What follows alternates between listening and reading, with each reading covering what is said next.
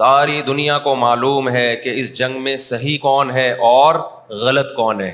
ساری دنیا کو 2 اور 2 4 کی طرح معلوم ہے یہ بات. ان دنیا کی وہ عظیم طاقتیں جو صبح و شام ہمیں تہذیب سکھاتی ہیں, ہمیں دہشت گرد کہتے ہیں, ہمیں دنیا کا امن خراب کرنے والا کہتے ہیں, بار بار ہمیں تانا دیتے ہیں کہ اسلام تلوار سے پھیلا ہے, بار بار ہمیں دہشت گرد. آپ 40-50 سالوں کی تاریخ اٹھا کے دیکھو, آپ کو پتہ چلے گا کہ یہ بڑی طاقتیں کیسے دنیا کی آنکھوں میں دھول جھونکنے کی کوشش کرتی ہیں. اتنا زبردست طریقے سے جھوٹ بولا جاتا ہے, اتنا زبردست, اور ایسا پروپیگنڈا کیا جاتا ہے کہ لوگ اس جھوٹ کو سچ سمجھنا شروع کر دیتے ہیں. نبی صلی اللہ علیہ وسلم نے فرمایا تمہاری یہود سے لڑائی ہوگی, جہاد ہوگا, یہاں تک کہ کوئی یہودی اگر پتھر کے پیچھے چھپے گا تو پتھر کہے گا کہ اے مسلمان یہ یہودی ہے, اس کو قتل کر دے, یہ میرے پیچھے چھپا ہوا ہے. ہر درخت بھی گواہی دے گا, ہر پتھر بھی گواہی دے گا, الا الغرقد, سوائے غرقد درخت کے. یہودیوں کو کوئی مقدس درخت ہے جو اسرائیل میں بہت زیادہ لگاتے بھی ہیں یہ لوگ. نبی صلی اللہ علیہ وسلم نے جب یہ بات ارشاد فرمائی تو اس وقت مسلمانوں کی یہودیوں سے ایسی کسی لڑائی کا تصور بھی نہیں تھا. ایک پیش گوئی تھی جو کسی کے خواب و خیال میں بھی نہیں تھا کہ صدیوں بعد جا کے ایسا ہو سکتا ہے. اس سے بھی پتہ چلتا ہے کہ ہمارے نبی صلی اللہ علیہ وسلم کی جو پیش گوئیاں ہیں اگر وہ پوری نہیں ہوئی تو آپ ٹائم کا انتظار کریں, ایک وقت پوری ہو جائیں گی. 1300 سال تک مسلمانوں کو اس حدیث کا مطلب سمجھ میں نہیں آیا. عملی دنیا میں ایمان تو تھا سب کا کہ اللہ کے نبی نے جو فرمایا برحق ہے, کیونکہ یہودیوں سے میں نے بتایا نا لڑائی ہوئی نہیں ہے. جب مدینہ سے اور جزیرہ عرب سے ان کو نکالا گیا, یہ دنیا کے مختلف ملکوں میں جا کے آباد ہو گئے ہیں. اس کے بعد یہ ہمیشہ یا تو عیسائیوں کے زیر سایہ رہے ہیں یا مسلمانوں کے زیر سایہ رہے. ان کی لڑائی اگر ہوئی عیسائیوں سے ہوئی ہے, مسلمانوں سے ان کا کبھی ٹاکرا نہیں ہوا. لیکن پیغمبر صلی اللہ علیہ وسلم نے کیا فرمایا صحابہ سے, تقاتلون, تم لڑو گے. تم سے مراد یہ امت لڑے گی, ایک وقت آنے والا ہے اور ایسی لڑائی ہوگی, ایسی لڑائی ہوگی کہ حتی یختبی احدکم وراء الحجر, کہ پتھر اور درخت بھی یہودی کا ساتھ دینا چھوڑ دیں گے. آج دنیا جن حالات کی طرف جا رہی ہے نا, یہ ایسا لگتا ہے کہ اس حدیث کے پورا ہونے کا ٹائم آ گیا ہے. ہم جب قرآن مجید پڑھتے تھے, اب بھی پڑھتے ہیں, لیکن جب طالب علمی کے دور میں جب سمجھ کے پڑھنا سیکھا ہم نے, تو ہم جگہ جگہ قرآن میں دیکھتے تھے ضربت علیہم الذلہ, اللہ نے ان پر ذلت کو مسلط کر دیا ہے. میں بار بار کہوں یہودیوں سے ہماری مراد علی الاطلاق سارے یہودی نہیں ہیں, کیونکہ میرے بیان کو لوگ شارٹ کلپ بنا کے غلط چلاتے ہیں. تو بار بار میں کہتا ہوں میرا کلپ ادھورا چلاتے ہیں نا تو کوئی یہودیوں کے خلاف نہ چلائے, سارے یہودی ایک جیسے نہیں ہیں. ہم اسرائیل کے اگینسٹ ہیں, تو ہماری جو لڑائی ہوگی اسرائیل سے ہوگی. حدیث میں جس یہودی سے لڑائی کا ذکر ہے اس سے مراد بھی کون سے یہودی ہیں؟ یہ فتنہ پرست اور شر پسند یہودی. تو آپ صلی اللہ علیہ وسلم نے فرمایا کہ تقاتلون الیہود, تمہاری جنگ کس سے ہوگی؟ یہود سے ہوگی.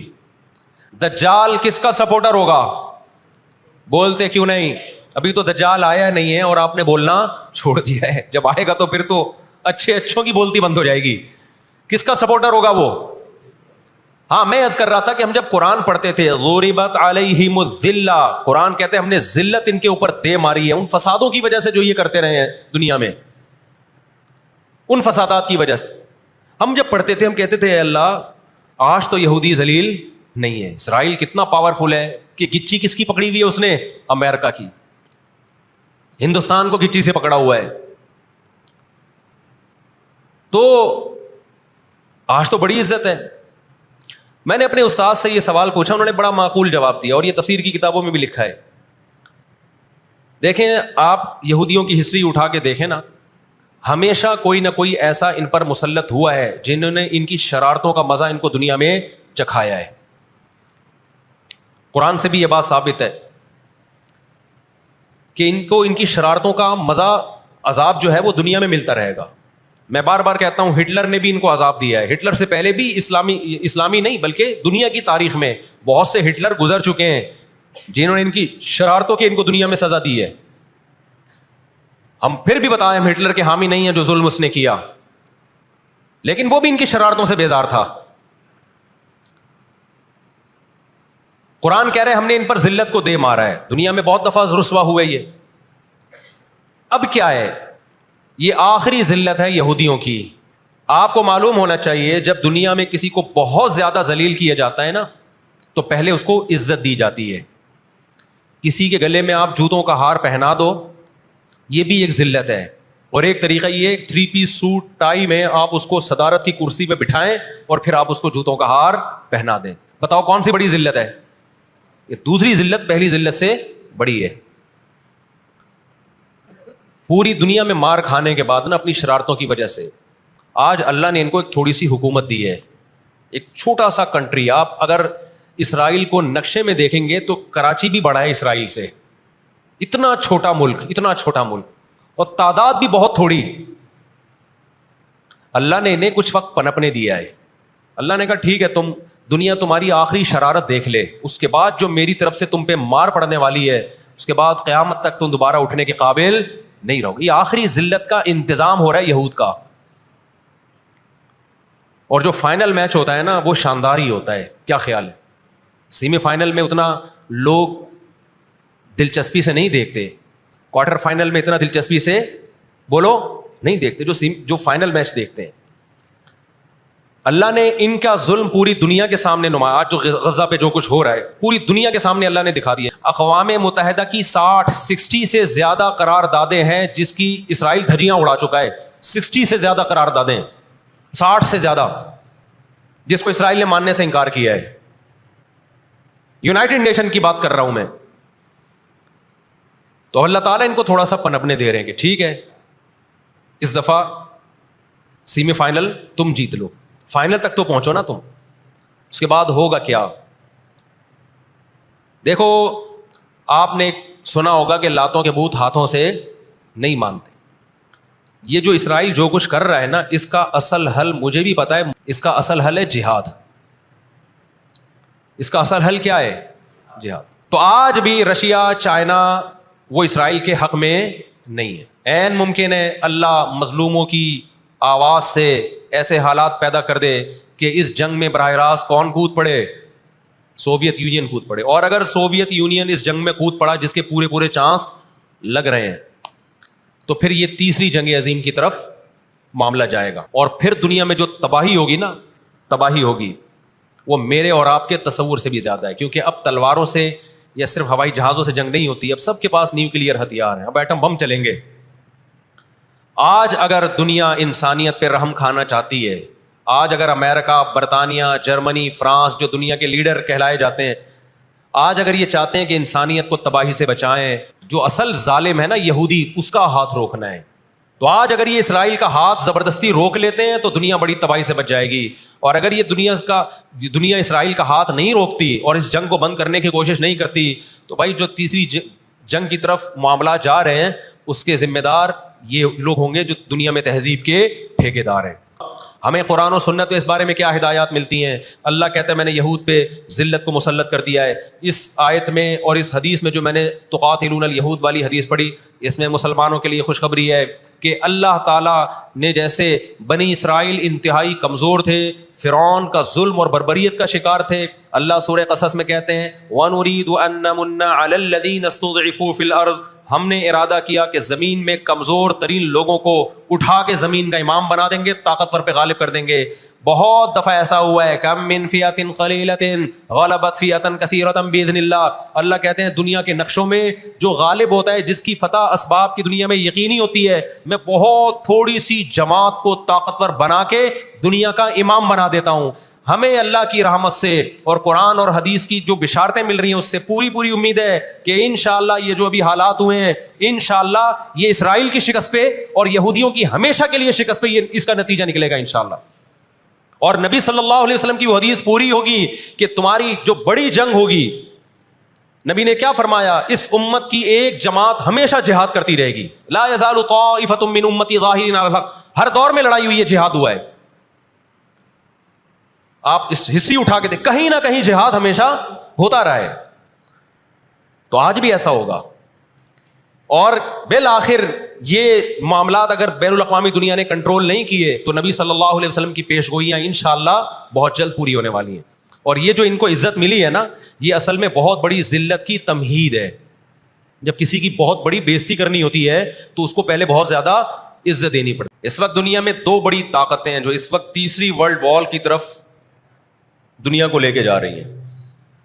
آپ کو پتہ ہے پہلی جنگ عظیم میں کتنے لوگ ہلاک ہوئے, دوسری جنگ عظیم میں کتنے لوگ ہلاک ہوئے, اور اب جب تیسری جنگ عظیم ہوگی تو ہلاکتوں کا جو ریشو ہوگا, میں سمجھتا ہوں آدم علیہ السلام کے زمانے سے لے کر اب تک دنیا میں جتنی ہلاکتیں ہوئی ہیں وہ ایک طرف ترازو کے ایک پلڑے میں رکھتے ہیں آپ, اور یہ تیسری جنگ عظیم جو اسرائیل کی وجہ سے ہونے جا رہی ہے اس میں جو ہلاکتیں ہوں گی وہ تمام ریکارڈ توڑ دیں گی, اور اس کا ذمہ دار برطانیہ, امریکہ اور اسرائیل ہوگا, جو دنیا میں سب سے زیادہ تہذیب کے ٹھیکے دار سمجھے جاتے. دنیا میں دو بڑی جنگیں ہو چکی ہیں, ان دونوں بڑی جنگوں میں کہیں بھی کسی مسلمان کا نام بولو نہیں آئے گا, کہیں بھی نہیں آئے گا, کہ یہ کسی فلاں مسلم کی وجہ سے ہوئی ہے یہ جنگ. اور اب تیسری جنگ عظیم کی طرح, اور یہ جنگ ہوگی, یہ ذہن میں رکھیں. قرآن نے یہ بھی واضح کر دیا کہ آپ کسی پر زبردستی نہیں کر سکتے, تلوار کی زور سے کسی کو اسلام میں داخل نہیں کر سکتے. اے اللہ ہم نے ان غیر مسلموں سے سلوک کیسا کرنا ہے یہ بھی قرآن نے بیان کر دیا. لا ينهاكم الله عن الذين لم يقاتلوكم في الدين ولم يخرجوكم من دياركم ان تبروهم, 28واں پارہ. جو بھی غیر مسلم ہے, چاہے وہ یہودی ہو, چاہے وہ عیسائی ہو, چاہے وہ ہندو ہو, سکھ ہو, بدھسٹ ہو, اللہ فرماتے ہیں اللہ تمہیں ان سے اچھے سلوک سے منع نہیں کر رہا, بلکہ اچھے سلوک کا اللہ تمہیں حکم دے رہا ہے. ہمارے نبی صلی اللہ علیہ وسلم جب کوئی یہودی بیمار ہوتا اس کی بھی عیادت کے لیے اسی طرح جایا کرتے تھے جیسے کسی مسلمان کی عیادت کے لیے جاتے. ہمارے نبی کی زوجہ ایک یہودی خاندان سے تھیں, وہ اپنے یہودی خاندان کو ہدیے دیا کرتی تھیں. ہمارے نبی صلی اللہ علیہ وسلم نے اس عمل سے انہیں منع نہیں کیا. ہماری دشمنی یہودیوں سے نہیں ہے, عیسائیوں سے نہیں ہے, ہماری دشمنی ان یہودیوں سے ہے جو اسرائیل کو سپورٹ کر رہے ہیں. آپ اگر قرآن اٹھا کے دیکھیں, اللہ تعالیٰ نے اپنے محبوب ترین پیغمبر موسیٰ کلیم اللہ وقربناہ نجیہ, جن کے بارے میں قرآن کہتا ہے وہ پیغمبر جن کو کوہ طور پہ بلا کے میں ان سے سرگوشیاں کیا کرتا تھا, اس پیغمبر کو اللہ نے اس قوم کی طرف بھیجا. کس قدر ٹینشن دی یہودیوں نے موسیٰ علیہ السلام کو. ہٹلر جو تھا نا دوسری جنگ عظیم میں, میں تو جرمنی گیا ہوں نا, میں نے وہ قبرستان بھی دکھایا تھا یہودیوں کا. ہٹلر نے یہودیوں پہ بہت زیادہ ظلم کیا, جو بالکل غلط کیا. ہم اس ظلم کو کبھی بھی حوصلہ افزائی نہیں کرتے, دیگوں میں اٹھا اٹھا کے زندہ ڈال دیا کرتا تھا. ہم اس عمل میں ہٹلر کی بالکل بھی حوصلہ افزائی نہیں کرتے, اس عمل کو اپریشیٹ نہیں کرتے. لیکن اس نے ایک تاریخی الفاظ کہے تھے, اسے پتا تھا دنیا مجھے برا کہے گی بعد میں, کہ لاکھوں یہودی مار دیے میں نے. اس نے کہا میں چاہتا تھا سب کو قتل کر دیتا, ایک بھی زندہ نہ چھوڑتا, لیکن کچھ میں زندہ چھوڑ کے جا رہا ہوں تاکہ دنیا جب مجھے یاد کرے گی نا کہ یہودی ظالم تھا تو دنیا کو پتا چلے گا کہ میں نے ان کو قتل کیوں کیا. کچھ چھوڑ کے جا رہا ہوں, یہ چین سے نہیں بیٹھیں گے, دیکھنا کرتے کیا ہیں یہ. ہٹلر اگر آج زندہ ہوتا, دنیا کہتی کہ تو بندہ ٹھیک نہیں تھا لیکن بات ٹھیک کر کے گیا ہے. جیسے مشرف بندہ ٹھیک نہیں تھا لیکن بات, اس نے کہا نا دنیا کس کی زبان مانتی ہے, ڈنڈے کی, بات ٹھیک کر کے گیا ہے. اور میں آپ لوگوں کو بھی کہتا ہوں, آپ کا گھر بھی ایک چھوٹی سی ریاست ہے, گھر میں آپ کا روب ہوگا تو صحیح چلے گا. گھر روب نہیں ہے تو بھی دماغ سے نکال دو کہ میں محبت اور امن شانتی کے ساتھ گھر صحیح چلے گا. امن شانتی سے ہی چلتا ہے گھر, روب کا ہونا بھی کیا ہے, اس کے بغیر نہیں ہوتا گزارا. سمجھتے ہو کہ نہیں؟ تو اللہ نے آدمی کو آدمی اس لیے بنایا ہے کہ اس کا تھوڑا روب رہے گھر کے اندر. روب ختم تو گھر سے بڑی مصیبت پھر کوئی نہیں ہے. دنیا بھی اسی اصول پہ چلتی ہے. قرآن نے ان کے بارے میں کیا کہا, ضربت علیہم الذلہ, ہم نے ان پر ذلت کو دے مارا ہے. آپ کو پتا ہے کہ یہود کا لفظ اتنی بڑی گالی دنیا کے لیے بن گیا تھا. ایران میں بہت زیادہ یہودی ہیں, پتہ ہے آپ کو, اسرائیل کے بعد سب سے زیادہ یہودی ایران میں ہیں, لیکن انہوں نے اپنا نام ایران میں یہود نہیں رجسٹرڈ کروایا, کلیمی رجسٹرڈ کروایا ہوا ہے موسیٰ کلیم اللہ کی نسبت. کیوں؟ ان کو پتا ہے کہ یہود کا لفظ دنیا میں کیا بن چکا ہے, گالی.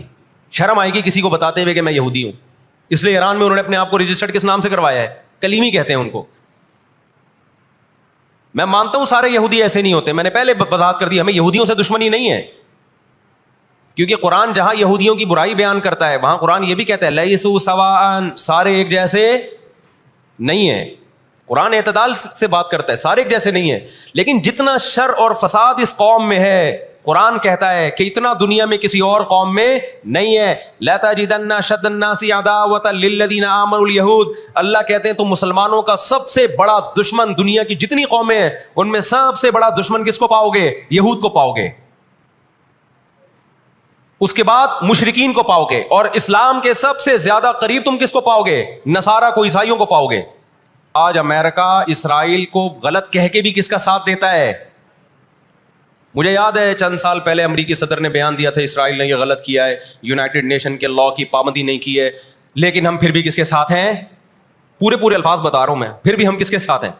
مانتے ہوئے. اس کو پتا ہے, وہ اس کی مثال وہ 50-50 میں ایک آیا کرتا تھا نا, 50-50 میں ایک کلپ وائرل ہوا ہے کہ کمنٹری ہو رہی ہے کہ سلیم اللہ بہت اچھا کھیل رہا ہے اور کلیم اللہ تو کھیل ہی نہیں رہا. اب لوگ جو کمنٹری کرنے والا ہے اس سے کہہ رہے ہیں ابے یا تو کھیل ہی نہیں رہا, وہ جو تماشائی تھے وہ چھوڑ کے جانے لگے تو غلط کمنٹری کر رہا ہے. اس نے کہا تم جہنم میں چلے جاؤ لیکن کھیل یہی صحیح رہا ہے, بھلے تم جاؤ. وہ انہوں نے کہا ہم گھر جا رہے ہیں, انہوں نے کہا تم گھر نہیں, تم جہنم میں جاؤ, لیکن یہی سلیم اللہ بہترین کھیل رہا ہے. پھر دکھایا کہ پیچھے بندوق رکھی ہوئی ہے کسی نے.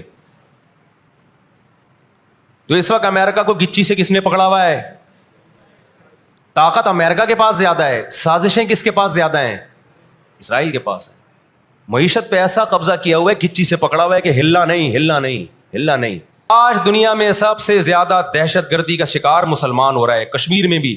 اور میں کشمیر کے بارے میں نیوز چینل کی رپورٹ پیش نہیں کر رہا, میں دنیا میں جاتا ہوں, مقبوضہ کشمیر کے مسلمانوں سے بھی ملتا ہوں. نام ان کے ہائی لائٹ نہیں کیے جا سکتے, ان کی ویڈیو نہیں ڈالی جا سکتی ورنہ انڈیا ان کو تنگ کرے گا.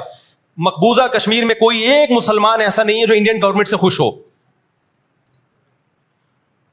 ابھی مسقط میں ایک خاتون ملی مقبوضہ کشمیر سے, مجھے تو لوگ پہچان لیتے ہیں, کہنے لگے مفتی صاحب خدا کا واسطہ آپ آواز اٹھائیں, ہم پر بہت ظلم کر رہا ہے انڈیا, بہت مار رہا ہے ہمیں کشمیر میں, بتاؤ دنیا آواز اٹھا رہی ہے اس پہ؟